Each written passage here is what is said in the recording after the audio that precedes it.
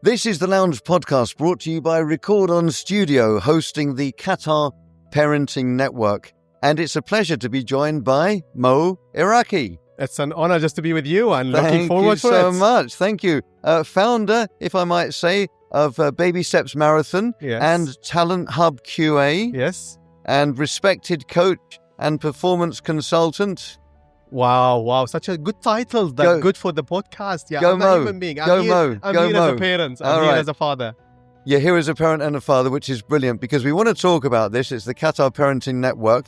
We've been getting some great insights into the different generations that go by, the different expectations, trying to pick your way through the minefield of being a parent. And quite often the only way to do that is to look back at how your own parents were and what you learned from that. So I suppose the question is there a moment from your own childhood where perhaps you wish your parents, with hindsight, had shown up differently? Of course, you know they love you, but had shown up differently. And what impact might that have had on you as the Mo we know? I lost my dad and I lost my mom, and I'm sorry. What I'd like to highlight here, because normally we go ahead and we say trauma and we all the problems that we have it from our childhood. And I would like to highlight our parents did the best of what was available to them at that time. There is no Google, there is no research. Everyone was parenting the same way and they did their best at that time. And we still always say, the trauma they caused for us, and we take that. Mm-hmm.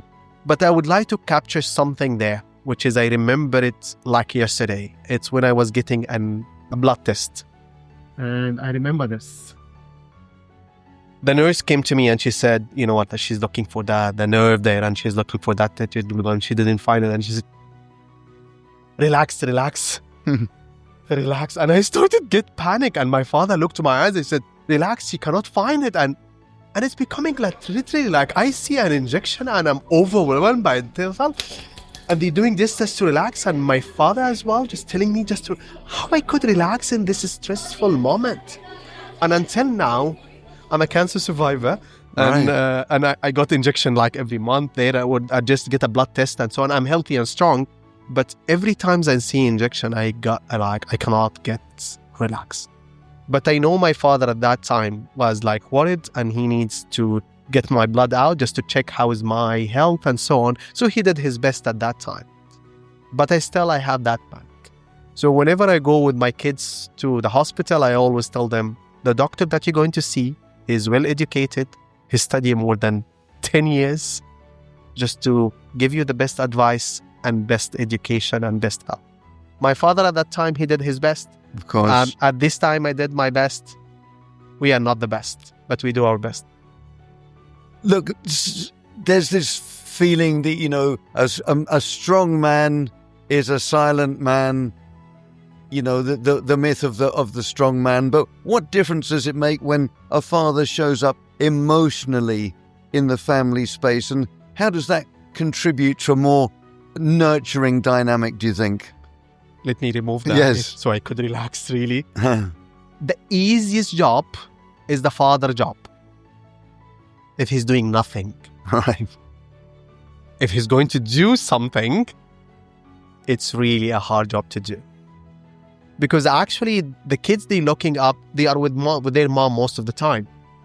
We at work from 8 to 5 and so on. And so when we come back there, they are looking for that person who is like the wild, strong man who's going to make life the best. When they see the emotion from that wild man, it makes a big difference for them. I always say the girl, when she grow up, she's going to choose the right man how she saw her father. If there is a trauma caused for her from that father, she will look to the bad guy like her father. So I'm doing my best right now. I'm not going to tell my daughter, select the best husbands. I'm going to select her best husband from now when she is 10 years and 8 years. It's interesting how we say that through the different generations, there are different applications of parenthood. But some things I think are always going to hold true, certainly in the eyes of the father, how they see the partner, the future partner for their daughter. and how the daughter might be modeling that person on their father. But look, I want to talk about the Qatar Parenting Network just to close with, really, because whilst people out there might think, yeah, we've got this and we don't need any help, it's surprising, really, the sort of support and empowerment that networks like this can provide for families, for parents, and for dads. Actually, we are lost as a parenting. You don't have a catalog. If you go to ChatGPT, it will not help you out. It's really tough, and you need to ask someone who knows, and no one knows. So it's really great just to have a community that you can refer to, and you can connect with the people there. And we have a famous saying in the Middle East culture that it's not about asking the doctor, but asking the wise man.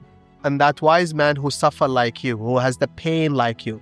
I go back to the cancer survivors community there. You always have a support person, and support person must be a cancer survivor himself, because he has an experience. So you need to have a father who has some challenges like what I have with my kids, and could be the connect. We're looking for that community just to find someone that I can talk to who has my pain so he can help me out. I believe if they did as well with the community there, if they classify the community like I need someone who has a kids with the trauma, or the kids with the autism, or the kids with hard education system, or so on, and you can find the partner, will be a great opportunity. This is something that we never talk about it, because as fathers, we know how to do it. We don't. We're still learning. Well, it's been a pleasure talking to you, and thank you so much. And I'm just going to wish you the best of luck as a father, as a mentor, as a coach, and also as a cancer survivor. You're an inspiration and a role model. Thank you so much. Thank you too. Have a great day. Cheers.